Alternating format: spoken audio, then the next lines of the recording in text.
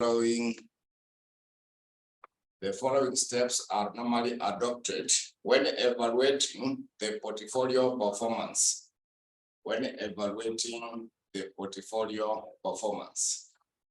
Number one is that estimate the expected performance of the portfolio.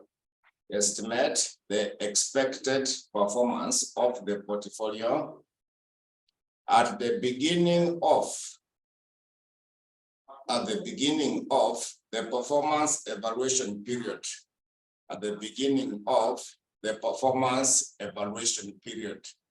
At the beginning of the performance evaluation period.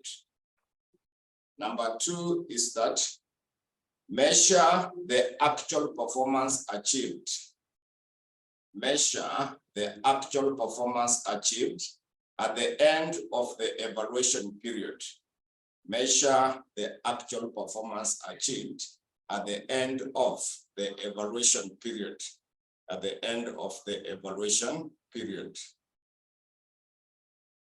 Then number three is that evaluate the portfolio's performance. Evaluate the portfolio's performance. Evaluate the portfolio's performance by comparing the actual and the expected. Evaluate the portfolio's performance by comparing the actual and the expected. By comparing the actual and the expected. Then now a new paragraph is that the most common methods used in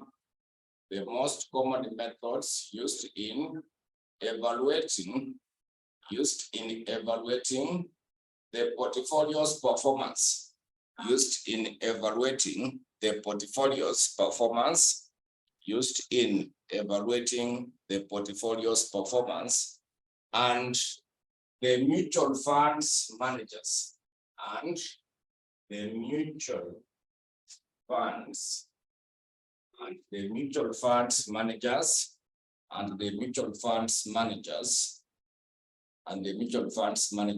will include. So we just outline them. Number one will be the Sharpe's performance measure.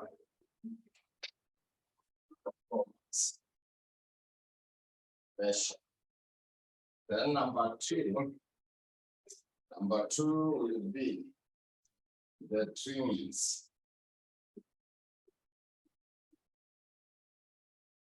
performance measure. Number three, we shall be able to have it as Jensen's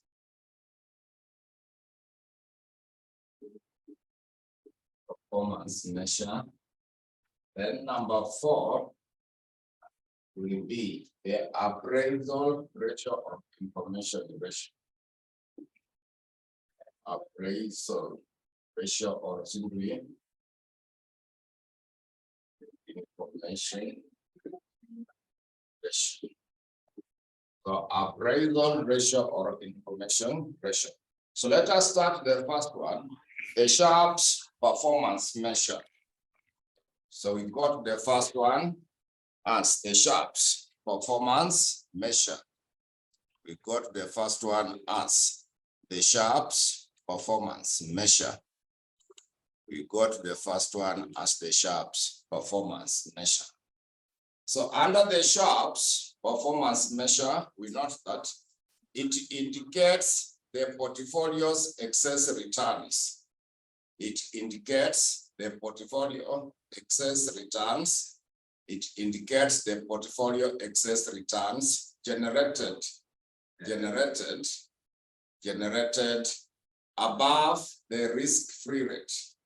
Generated above the risk-free rate per unit of the portfolio. Above the risk-free rate per unit of the portfolio. above the risk-free rate per unit of the portfolio as measured by the standard deviation of the portfolio, as measured by the standard deviation of the portfolio, as measured by the standard deviation of the portfolio, as measured by the standard deviation of the portfolio. It is expressed as follows. It is expressed as follows. It is expressed as follows. It is expressed as follows. So to get the Sharpe of the portfolio, the Sharpe of the portfolio will be equal to expected return of the portfolio minus the risk-free rate divided by the standard deviation for the portfolio. So to get the Sharpe of the portfolio, it is simply equal to expected return of the portfolio. You subtract the risk-free rate, then you divide by the standard deviation of the portfolio. Then we continue by writing that this index is compared with the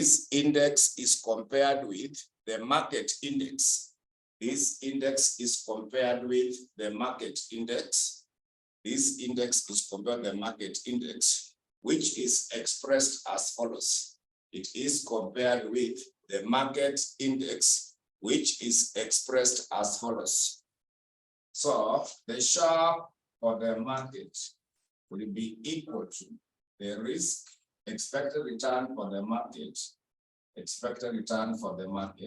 minus the risk-free rate divided by the standard deviation for the market.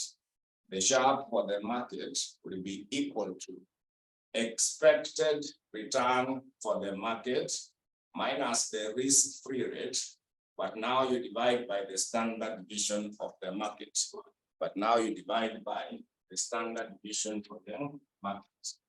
Then another paragraph, we write that the final decision will be made as follows. The final decision will be made as follows. The final decision will be made as follows. The final decision will be made as follows. So the first dash will say that if the Sharpe of the portfolio is greater than the Sharpe of the market, if the Sharpe of the portfolio is greater than the Sharpe of the market, then it indicates superior performance. If the Sharpe of the portfolio is greater than the Sharpe for the market, then it indicates superior performance. Then it indicates superior performance. Then it indicates superior performance.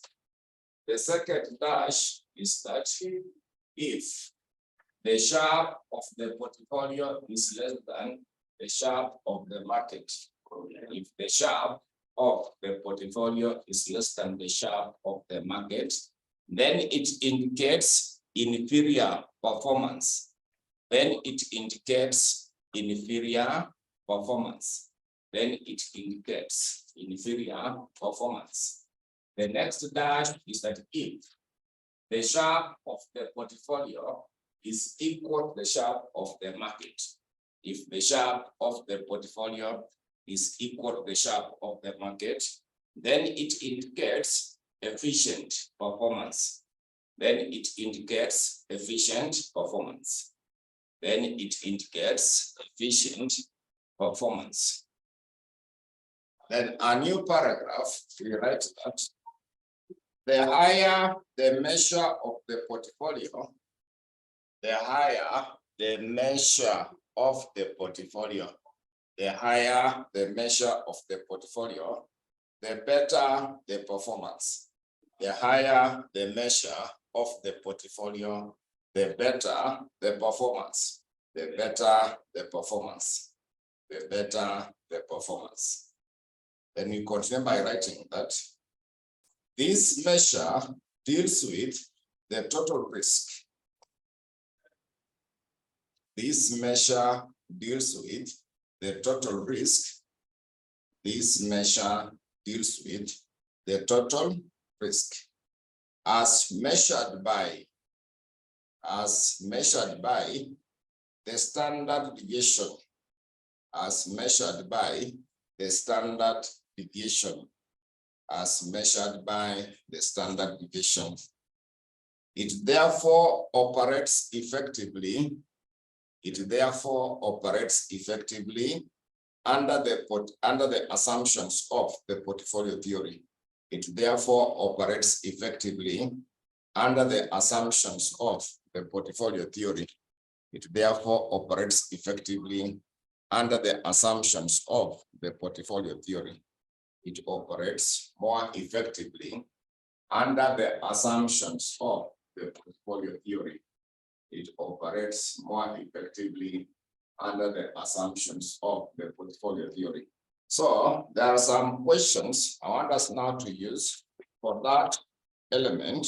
So this one should be August 2022. You go to August 2022. There is a question number 5, part C. August 2022. There is a question number 5, part C. August 2022, question 5, part C.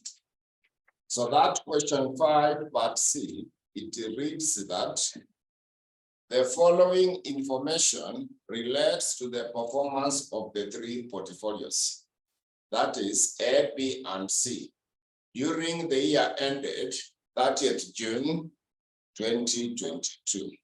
So you have been given the portfolio average return, standard deviation, also covariance of the portfolio returns to the market returns. So additional information,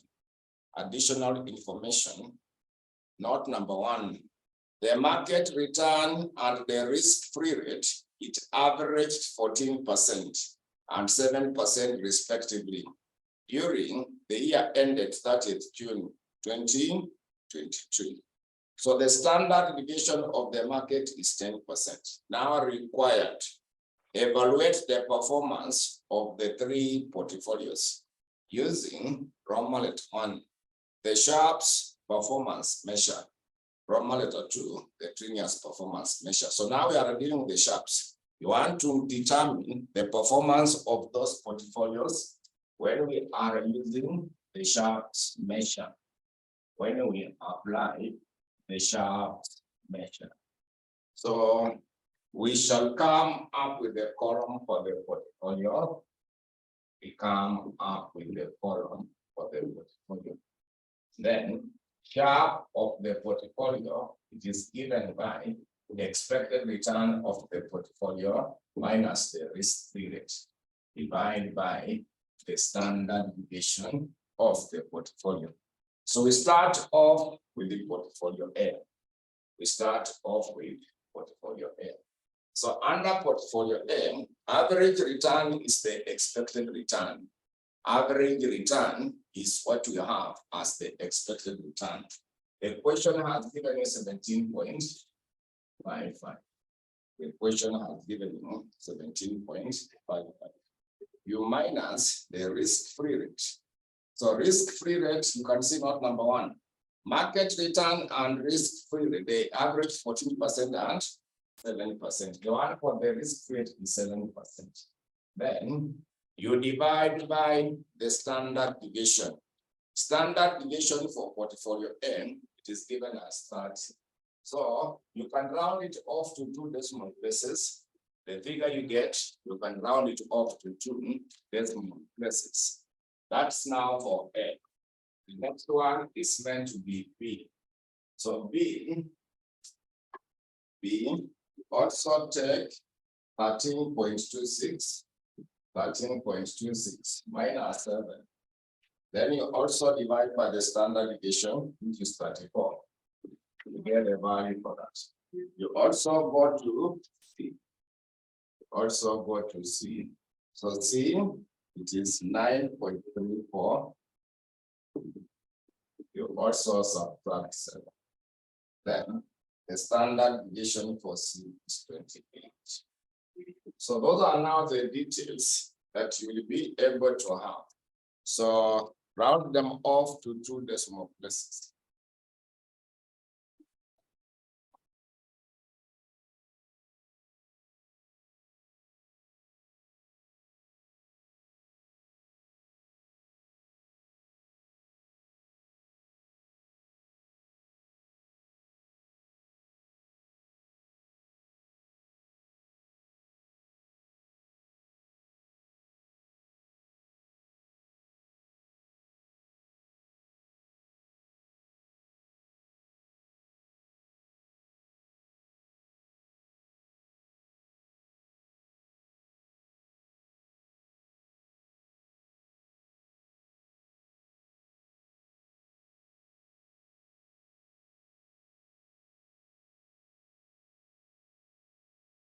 Well, apart from that question, we can now also go to May 2017.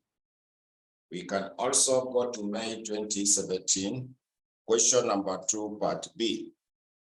We also check May 2017, question number 2, part B.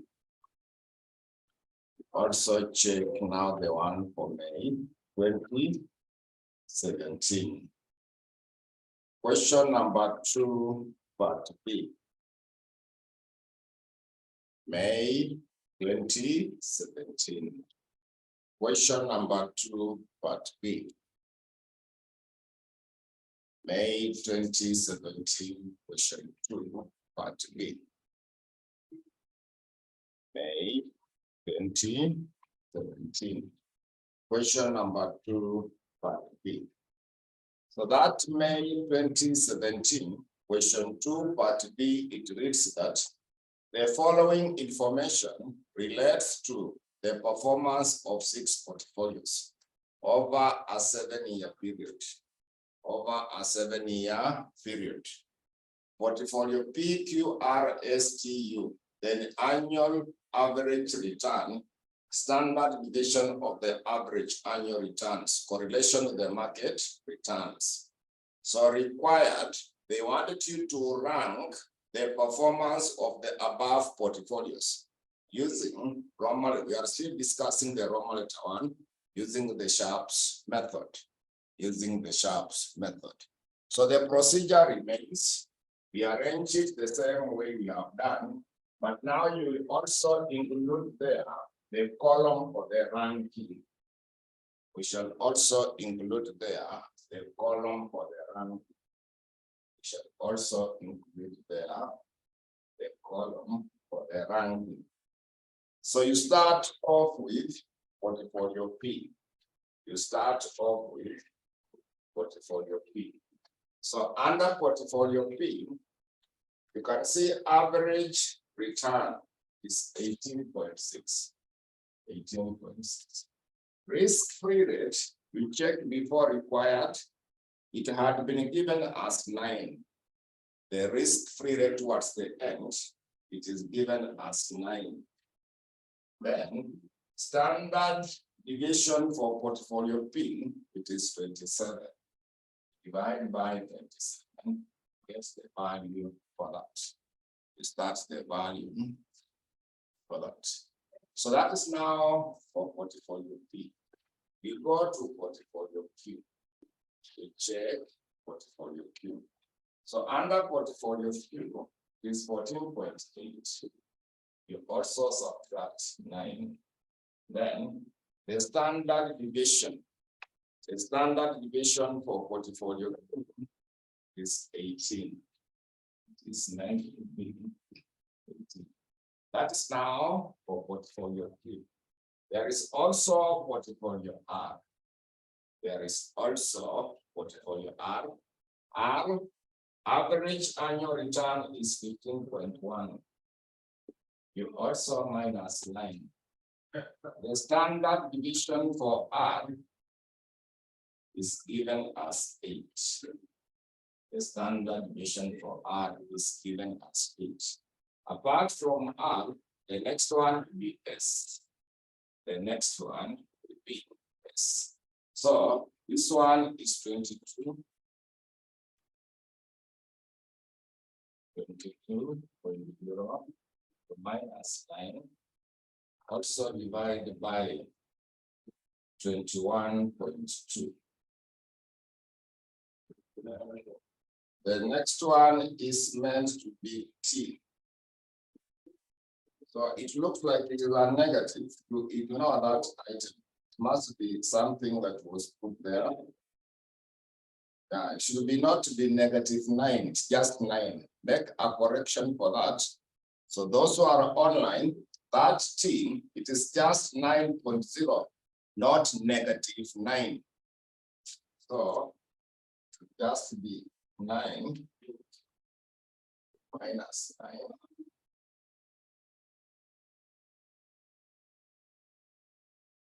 Maybe let us just have it as -9, maybe. So divided by 4. Just have it as -9 because I see it will turn out to be a 0. Then you can have it as 26.5. Also subtract 9. Then you'll also divide by the standard deviation is 19. Then you will do the ranking. The one with the highest, you will rank it as number 1. So this one, I've converted it back to -9 so that maybe it has some difference. Because 9 minus 9 will just be a 0. Probably that's why they made it.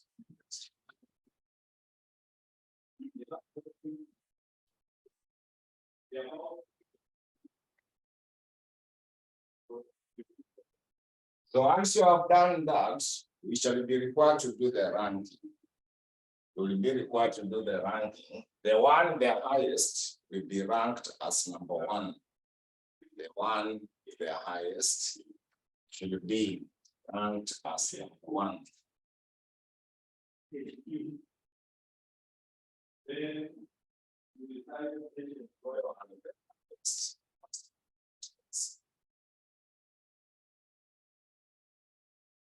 So which one should be number 1?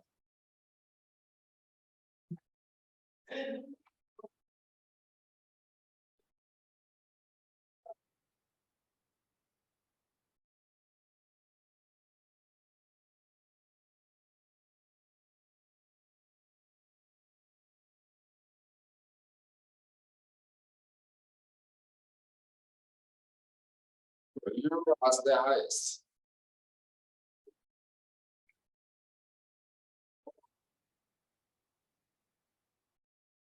So they are saying you, so you indicate you as number 1. Number 2 should be which one? Sorry. So number 2 is R. Number 3.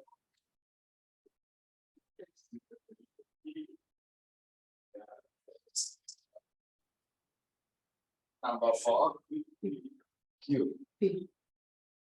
Then number 5, T is the last one. So that's now the ranking. That is now about the ranking. That should be now for the ranking. So that's now the first portfolio performance measure.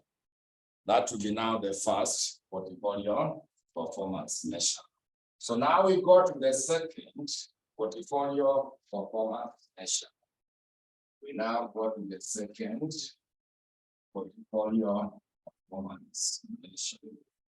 So we got number 2, which is supposed to be the Trinian's performance measure.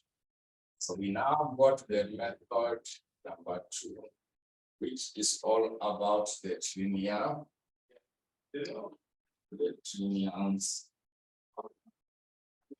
performance measure. So we now go to number 2 as the Trinian's performance measure. We now go to number 2 as the Trinian's performance measure. So when it comes to the Trinia's performance measure, I would like us to write something on that. So when it now comes to the Trinia's performance measure, we can summarize that it measures the excess returns. It measures the excess returns generated by the portfolio. It measures the excess returns generated by the portfolio, above the risk-free rate,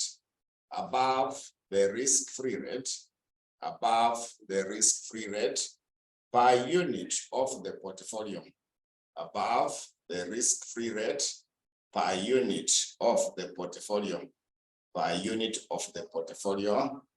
as measured by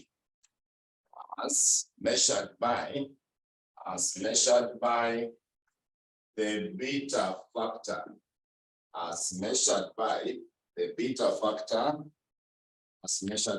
beta factor, and it will be expressed as follows, as measured by the beta factor, and it will be expressed as follows, and it will be expressed as follows, and it will be expressed as follows.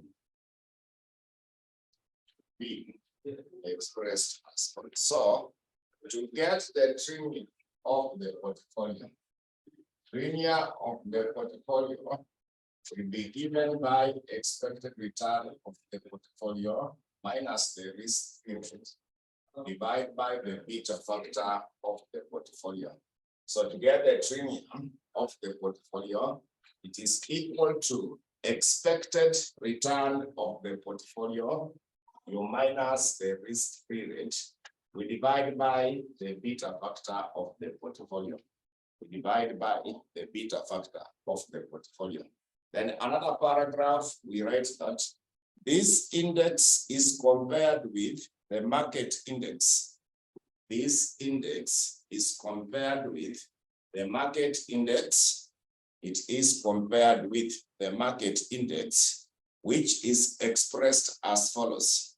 It is compared with the market index, which is expressed as follows.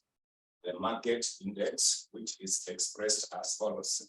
So Trinia of the market will be given by expected return for the market minus the risk-free rate divided by the beta factor for the market. So to get the Trinia for the market, this expected return for the market minus the risk-free rate divided by the beta for the market. But the beta for the market is always equal to 1.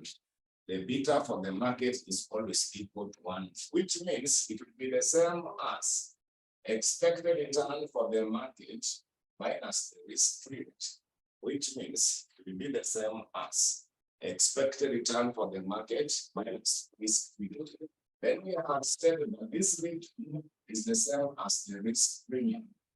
That difference is the same as risk premium. So expected return for the market minus the risk-free rate is the same as the risk premium. Then now another paragraph, we also write that the final decision will be made as follows. The final decision will be made as follows. The final decision will be made as follows. So the first dash is that if the Trinia of the portfolio is greater than the Trinia of the market, if the Trinia of the portfolio is greater than the Trinia of the market, then it indicates superior performance. Then it indicates superior performance. Then it indicates superior performance. Also, if the Trinia of the portfolio is less than the Trinia of the market, if the Trinia of the portfolio is less than the Trinia of the market, then it indicates inferior performance. Then it indicates inferior performance. then it indicates inferior performance. Also, the last one, if the premium of the portfolio is equal to the premium of the market, if the premium of the portfolio is equal to the premium of the market, then it indicates efficient performance. Then it indicates efficient performance. Then it indicates efficient performance. Then another paragraph, you write that this measure operates effectively. This measure operates effectively. It operates effectively under the assumptions of CAPM. It operates effectively under the assumptions of CAPM. Under the assumptions of CAPM. Remember, CAPM was the capital asset pricing model. Under the assumptions of CAPM. Under the assumptions of CAPM. So I will go back to the same question we have just done, May 2017, question number 2, part B. So we got the Roman letter 2, even though it is indicated there as Roman letter 3 in the question first paper.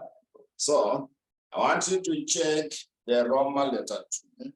They have said the Trias method. They have said using the Trias method. So let us now answer the same question, but now we go to the Roman letter 2, even though it's indicated as Roman letter 3, so that we see how to use the Trias method. So what you do in that question, you will be having the column for the portfolio. You will be having the column for the portfolio. So the challenge in the question, you are supposed to use the beta factor, but the beta factor was not provided. So when there is no beta factor, going by the information given, if you want to get the beta of, let's say, X, one of the formula you are using is the correlation coefficient between X and the market, the standard deviation of X divided by the standard deviation for the market. I'm picking on that because the question gave you correlation with the market returns.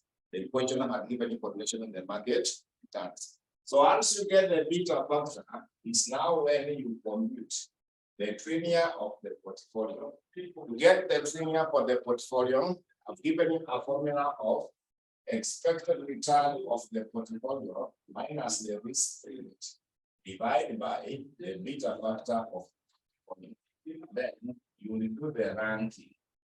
We should be able to do the ranking because the question wanted you to do the ranking.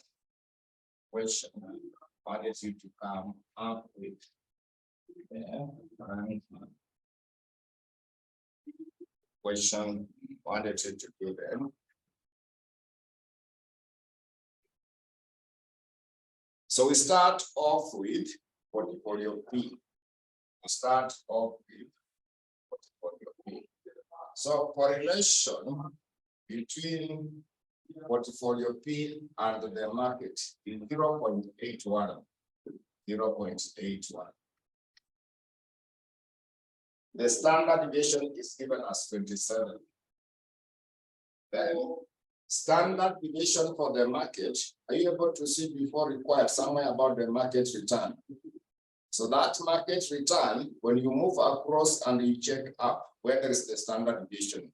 When you check down, they have given you which percent? 12%. They were able to give you 12%. You get the value. Even the 12%, you get the value for that. So you round it off to 2 decimal places.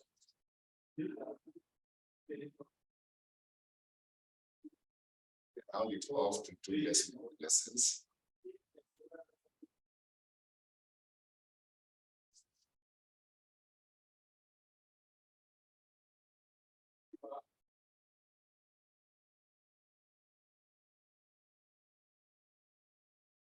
Round it off to 2 decimal places.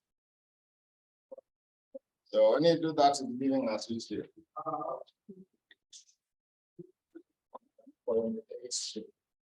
So When it comes to the Tremia, expected return, remember it is 18. Risk-free rate, remember it is 9. And now divide by 1.8. That now will give you for your P. We got the next one, which is Q. We got the next one, which is meant to be Q. Portfolio Q, the correlation with the market return is 0.65. So we also modify the standard deviation for that portfolio Q, which is 18. Standard deviation for the market remains 12. The standard deviation for the market remains 12. So you confirm.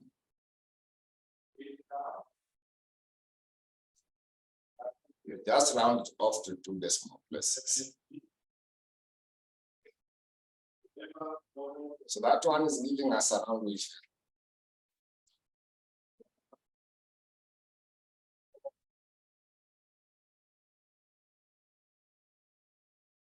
0.98. So when it comes to this portion, expected return of the portfolio, expected return of the portfolio is 14.8. 14.8. We also minus 9. Then we divide by the beta factor, which is 0.9. So that will give you portfolio. The next one is meant to R. The next one is meant to be portfolio R. The next one is meant to be portfolio R. The next one is meant to be portfolio R. So for R, correlation with the market is 0.98. We multiplied by the standard deviation, which is 8. The standard deviation for the market remains 12.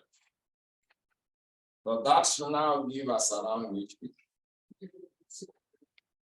0.6. 0.69.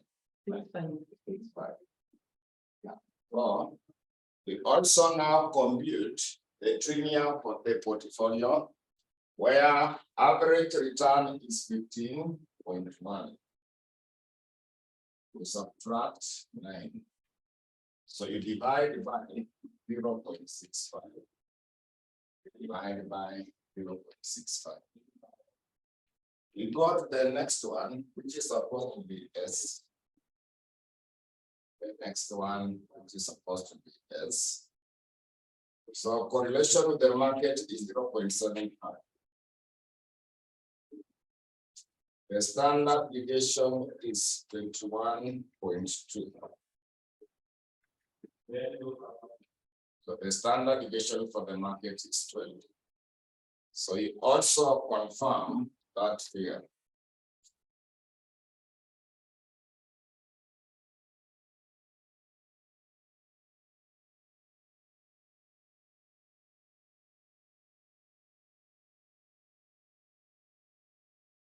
$1.33. So when it comes now to the Tremia, average return, it is 22. Your minus 9, also divide by 1.8. Apart from S, now we go to T. So T correlation with the market, it is 0.45.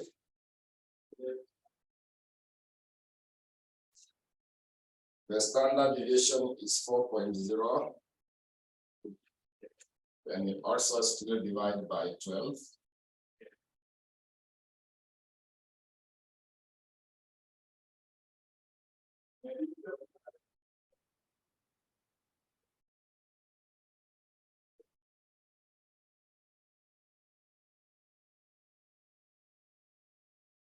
So that one should give us 6. So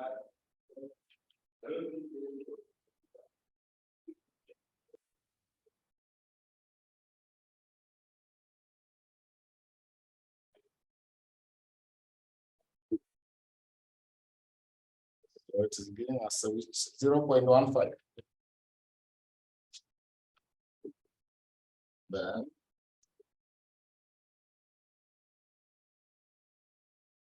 average return is -9.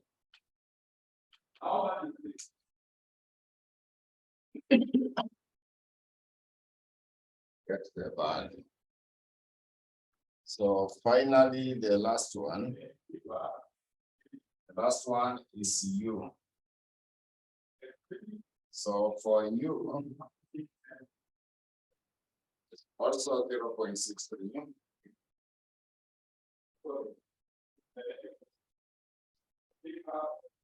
Three,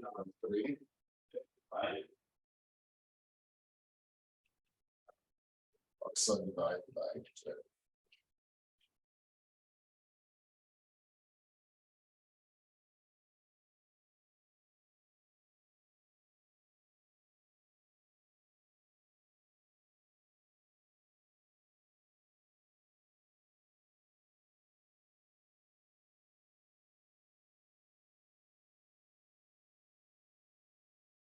So that last one is giving us a beta factor of which value?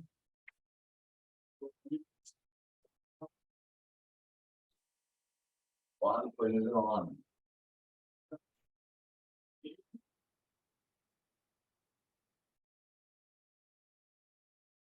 Then now you also expected return is 26.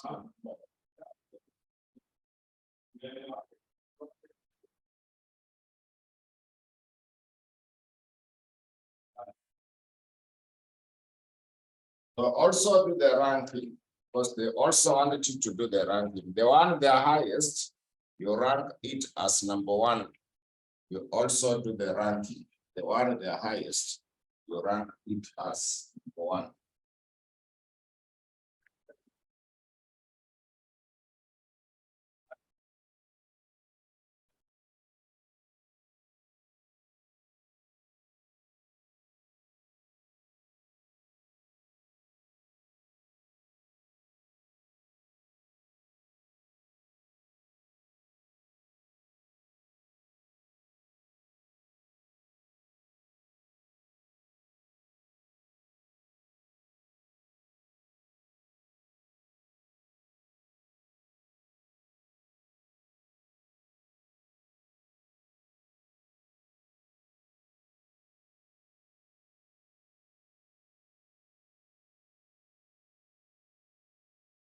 So that ranking is now your part C of the question, where they were saying that you compare the two methods to see whether the ranking is still the same.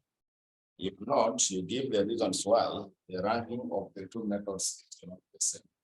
So when you check number one, it's still the same as the one we got under the Sharpe's method. When you compare the two methods, that question, because that's now your part C of the question. Number one, is it the same? Number one in both methods is what? Yes, number one is the same. How about number two? Confirm number two. Number two, it is not, isn't it? Number three, the same. Is it the same? Yeah, so the order of ranking is different compared to the other methods. So what are the reasons why the two methods are giving us different order of the ranking? So we conclude that the order of ranking under the two methods is different. The order of ranking under the two methods is different. The order of ranking under the two methods is different. Is different due to the following reasons. It is different due to the following reasons. It is different due to the following reasons.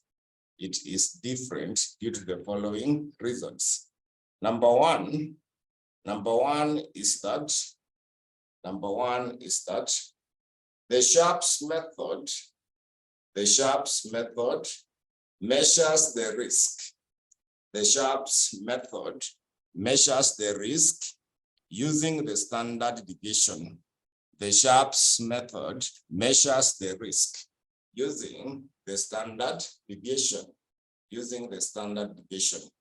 While the Trinius method measures the risk.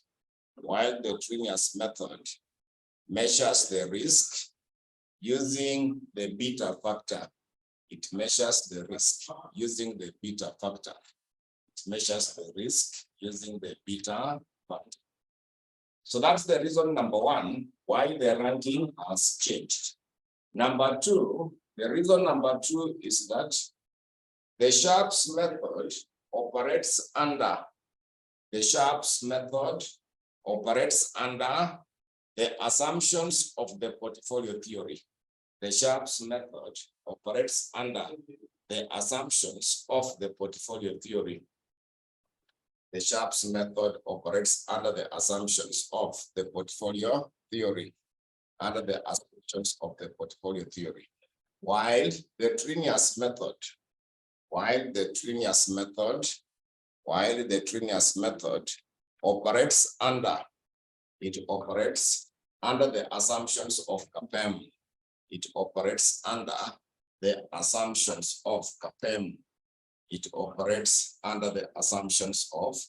CAPM. So those are the two reasons why we have different rankings among the methods. So another question, I want you to go to November 2020. I want you to check November 2020. Question number 2, part A. November 2020, there is a question number 2, part A. We go to November 2020. There is a question number 2, part A. November 2020, there is a question number 2, part A. So mine's on page 32, you can confirm. So that question reads that the following information relates to two mutual funds operating in your country. So you are given Omega and also Beta mutual funds. Realized returns, the Beta, they have also given the standard deviation. So additional information, note 1. Return on the market index is 12. Note number 2, risk-free rate is 8. So required for each of the above mutual funds. Compute the following performance index score. So we just answer the Roman letter 2 and Roman letter 3, because those are what we have discussed. So we start the Roman letter 2, which is the Trinius alpha. So to get the Trinius alpha, we shall see how to get it in that particular portion. So what do we do?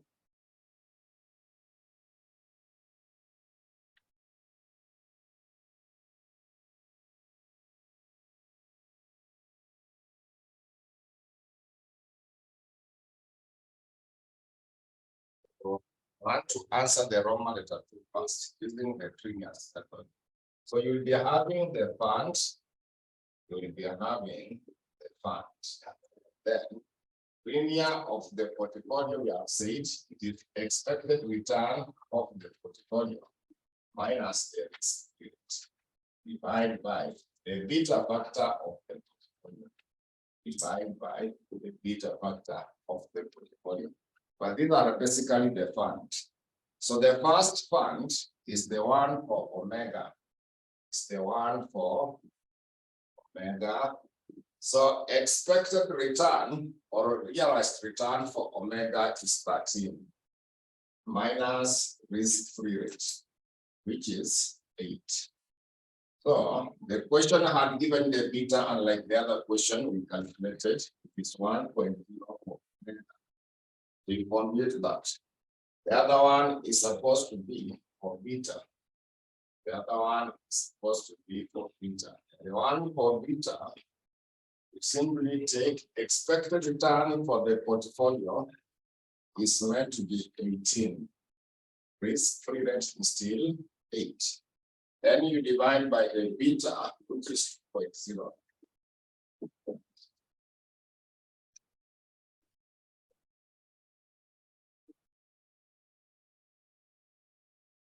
So you can round them up into two decimal places. You can round them off into two decimal places.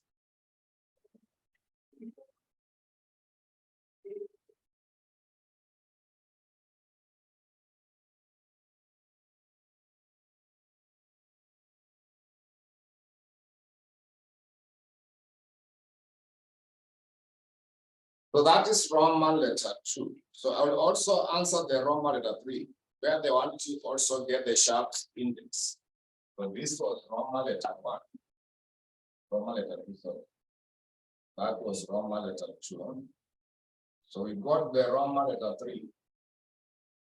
So Roman letter 3, we shall also be having the funds, then the Sharpe of the portfolio.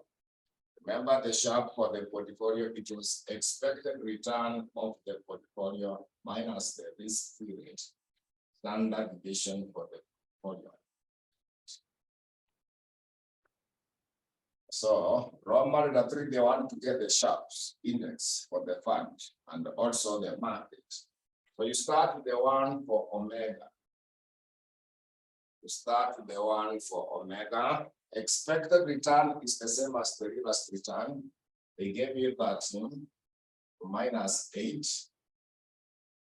So standard deviation is 19. The next one is supposed to be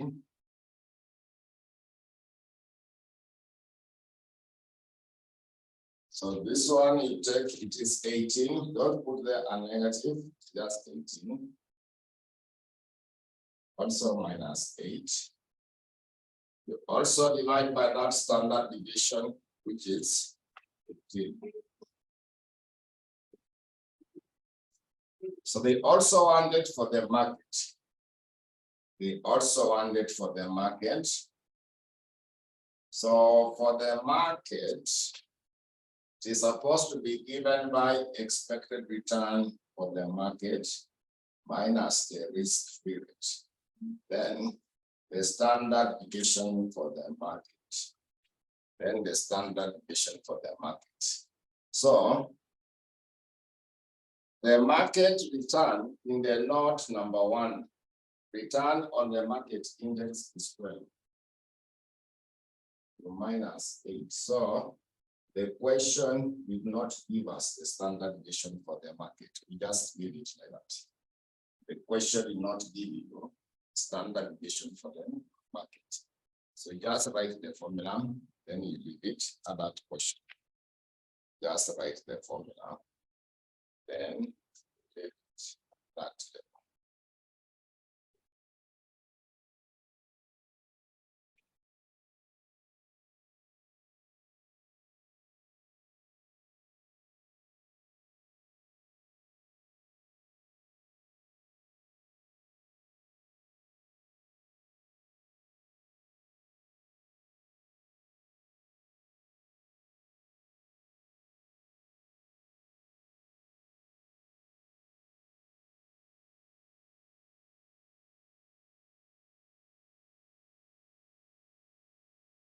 So that is now the measure number 2. Let us now go to the measure number 3 as the Jensen's performance measure. We go now to the measure number 3 as the Jensen's performance measure.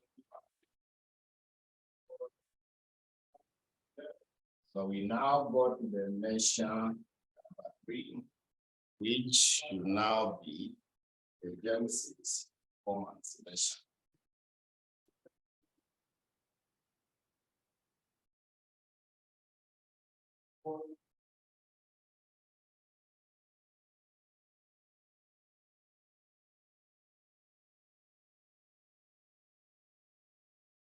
about the Genesis performance measure.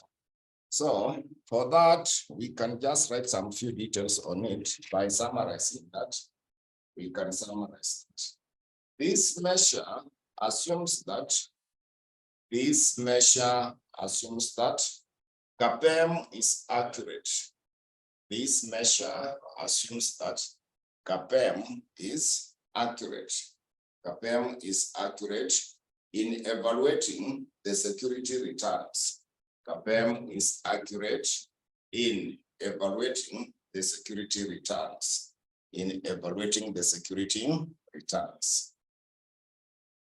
It therefore involves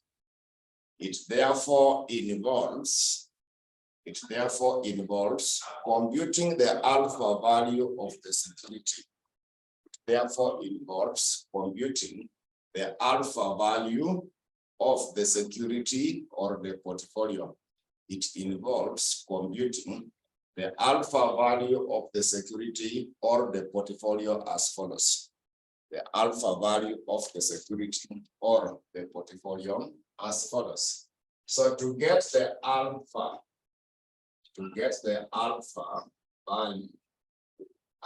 value will be given by expected return of the portfolio minus the return of the portfolio.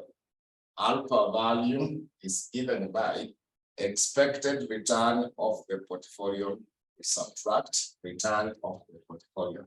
Remember, return of the portfolio will be given by risk-free rate plus in brackets expected return of the market minus the risk-free rate. Then to multiply the beta factor of the portfolio. So if you want to get the return of the portfolio, you use the formula. Expected return of the portfolio, you have seen it is given, is the same as the average. Then another paragraph, we write that the final decision will be made as follows. The final decision will be made as follows. The final decision will be made as follows. The final decision will be made as follows. So the first one, if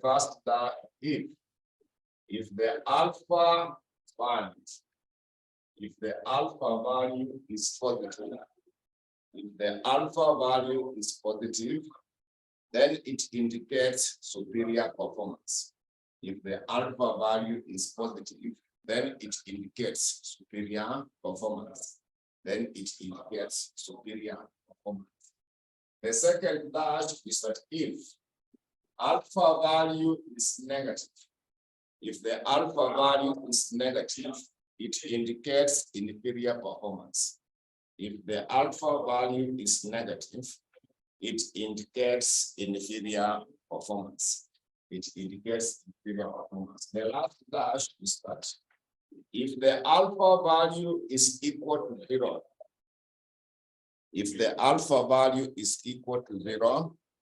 then it indicates efficient performance. If the alpha value is equal to 0, then it indicates efficient performance. So we go to the sitting of November 2017. November 2017, question 2, part C. November 2017, question 2, part C.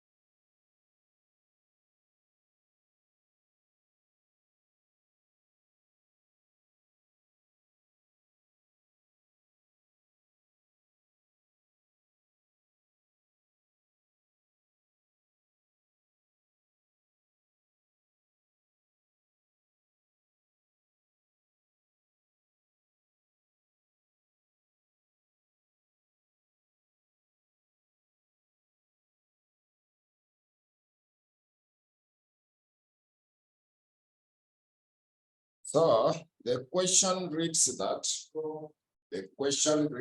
Rekesa's investment has initiated an investment fund called Faidika. The funds of which will be invested only in the stocks and the bonds of infrastructure and construction companies. So 60% of the fund value is invested in companies engaged in commercial construction services, and other 40% in the companies engaged in developing residential properties. The average beta of returns from the development of the residential properties is 1.9, and that of the commercial construction services is 1.4. The benchmark market return is 11.2, while the treasury bond will carry an interest rate of 4.25%. So the following information on the net asset value per share is provided So they gave you from January to December. Opening net asset value for January is 17.75. So required, calculate the Jensen's alpha relating to FIDICA and use it to evaluate the performance of the portfolio. So to calculate the alpha value, to get the alpha value, we have said this expected return of the portfolio minus the return for the portfolio. To get the alpha value, it is expected return of the portfolio, we minus the return for the portfolio. So first, we compute the return for the portfolio, which will be given by the risk-free rate, expected return for the market minus the risk-free rate, then the beta factor for the portfolio. To get the return for the portfolio, it will be given by the risk-free rate minus, in brackets, the expected return for the market minus. So beta factor of the portfolio is not given. You also compute the beta. You got the second paragraph. When you check in the second paragraph, they are saying that 60% of the fund value is invested in the companies engaged in commercial construction services, and 40% in the companies engaged in the developing of the industrial properties. The average beta of return from the development of industrial properties is 1.9. So you take 1.9, multiply the proportion. What are we given as the proportion from the development of the industrial properties up there? It is 40%. You see 40%. They have said that 40% in the companies engaged in developing of the residential property. So 40% is the same as 0.4. It's 60 plus 100. Isn't it? The 60 plus 40, so they add up to 100. So 40 divided by 100 will be the same as 0.4. That's now for the residential properties. The beta factor given for the commercial construction services is 1.4. You also take 1.4, but the proportion for that is given as 60%. So 60% is the same as 0.6. So when you combine them together like that, it will give you the beta factor for the portfolio. It will be able to give you the beta factor for the portfolio. It will be able to give us the beta factor for the portfolio. It will be able to give us the beta factor for the portfolio. So that beta factor for the portfolio should be reached 1.6. So now you get the return of the portfolio. So risk-free rate is 4.25. You can see down there the benchmark return is 11.2, the market return. But the treasury bond will carry an interest rate of 4.2. So anything for the government security is the risk rate. It is 4.25. Then we add expected return for the market. Benchmark market return is 11.2. We also minus 4.25. Now the beta factor is 1.6. The beta factor is meant to be 1.6. The beta factor is meant to be .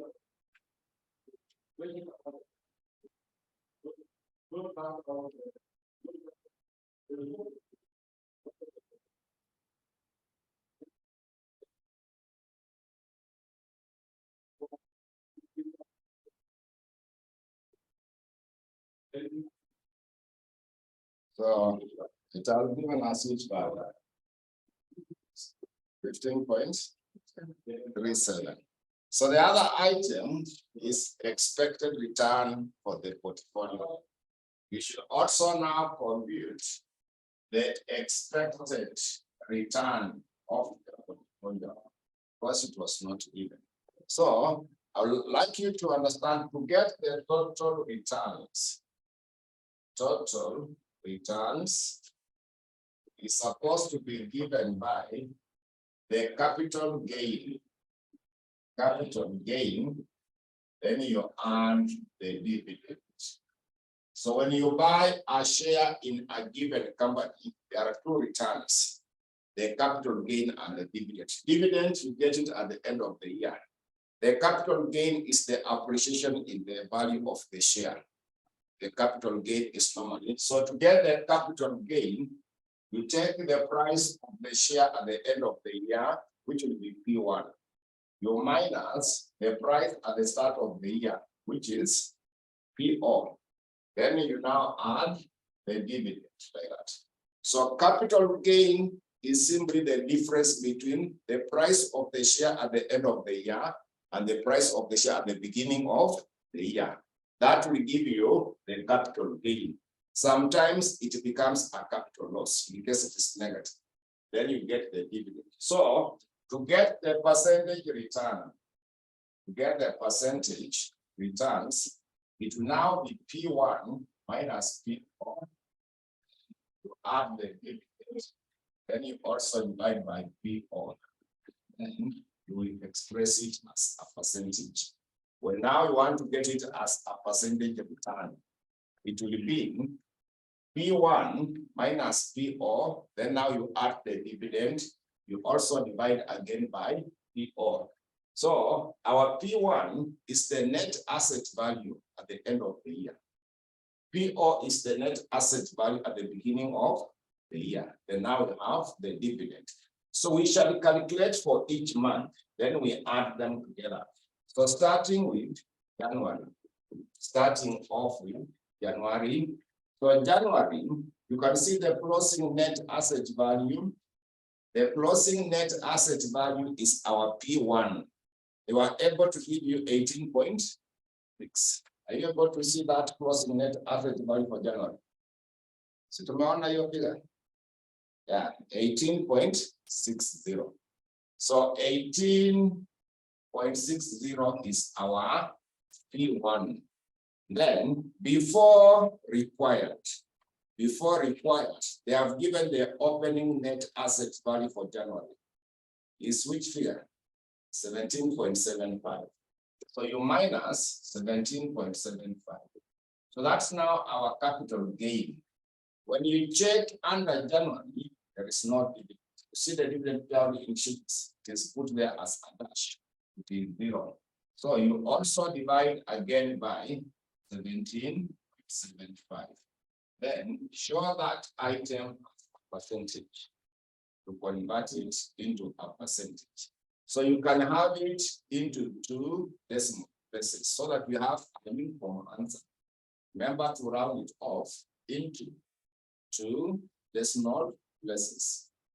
So that is now for January. That is now for January. We also got the month of February. So February, it is 17.8. 17.80. That is the ending. But the closing for January will be opening for February. I'd like you to get that part.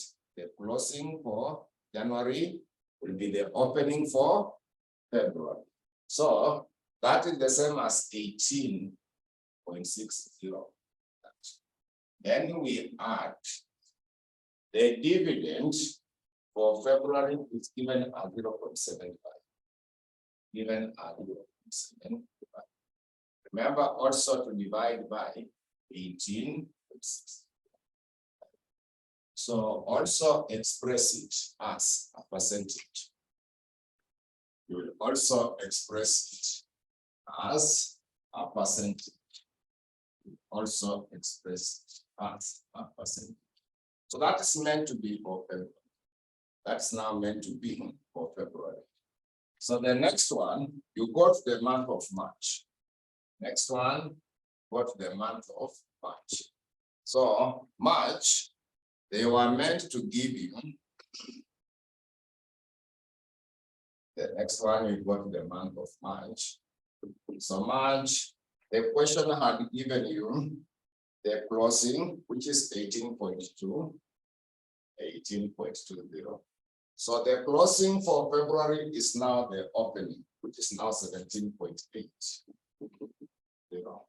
So there was no dividend in the month of March. Also divide by 17.80. You get into that. So I've said you round them off into 2 decimal places. That's now meant to be for March. We go to April. We go to April. April, it is 18. So subtract the opening. Opening is the one for March, which is 18. There was no dividend that were given for April. And also remember to divide by 18.20. Express it as a percentage. You express it as a percentage. You go to the month of May. We go to the month of May. So May, you also take 17.8. We subtract. April is 18. Then we also add 0. Then we also divide by.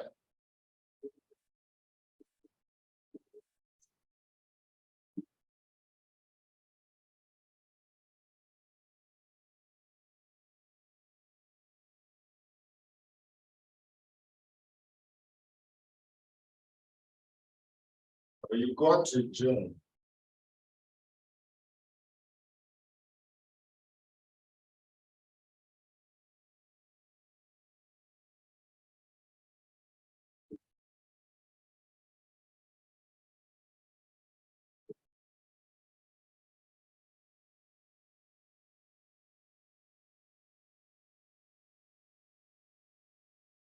The June dividend is 1.2. So you also divide by 17.80. Then show it as a percentage. So June dividend is given as 1.2.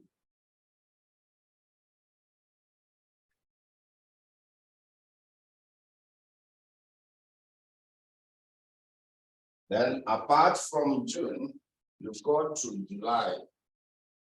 You also go to July. We shall also go to July. So July, they have given you 17.20. So you will subtract the one for June, which is 16.8. So there is no dividend in July. So also divide by 16.8. Express it as a percentage. Express it as a percentage. Then apart from July, also go to August. Also go to the month of August.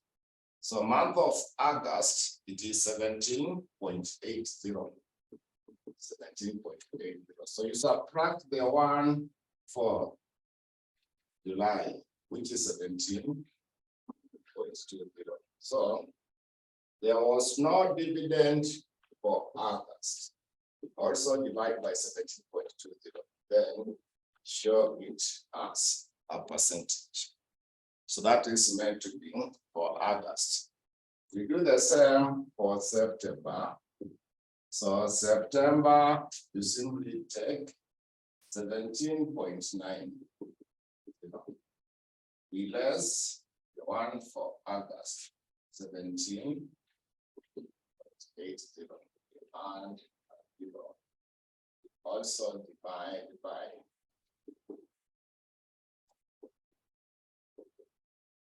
that is now September.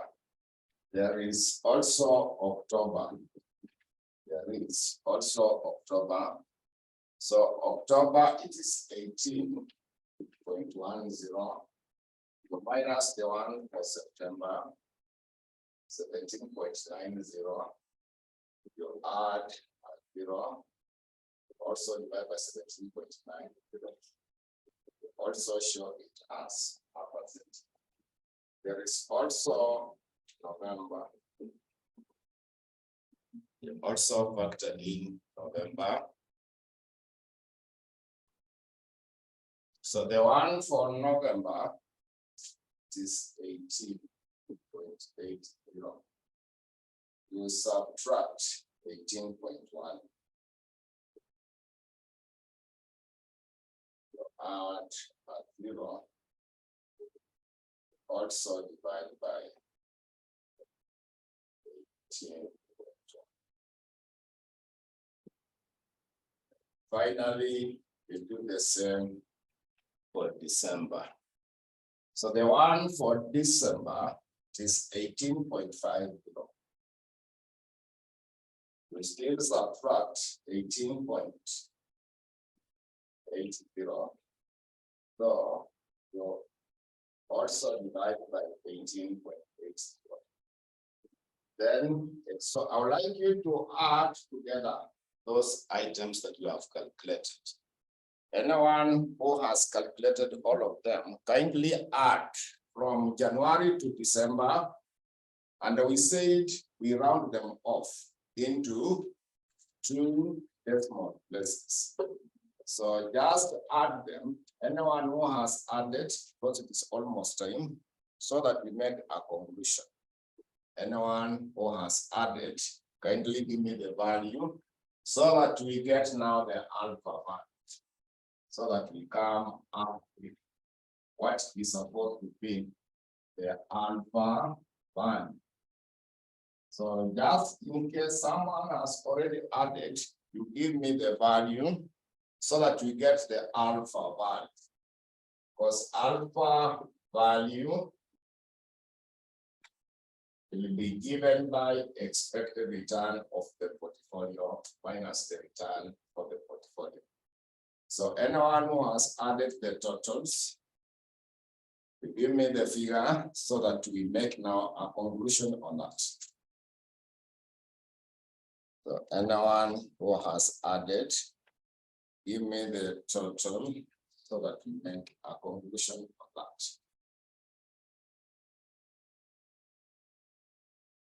Online confirm, anyone who has added, give me the value so that we make now the final conclusion. So remember, you are rounding them off into 2 decimal places so that we get a common answer. So anyone who has added, give me the value.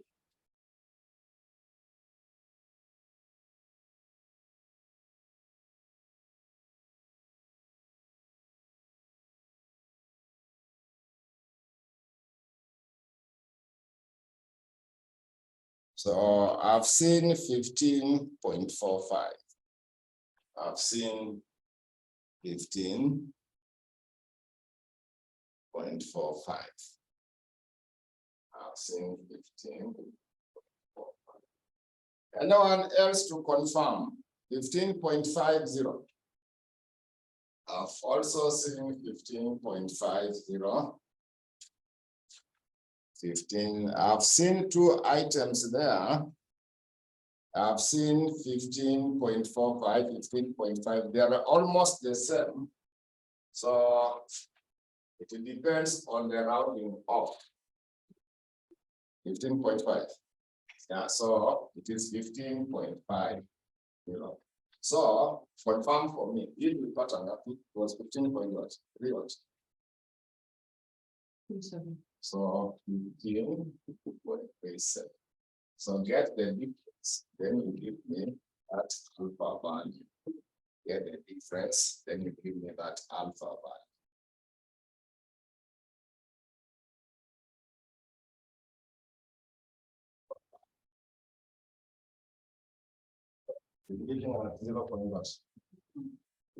Yeah, so we now make a conclusion on that. We now make a conclusion on that. We can now make a conclusion on that, that since the alpha value is positive, since the alpha value is positive, since the alpha value is positive, then it indicates superior performance. Since the alpha value is positive, then it indicates superior performance. Then it indicates superior performance. So we shall end our class at that point, but when we meet, we shall now do one more question of the same before we conclude. So you can stop there for today.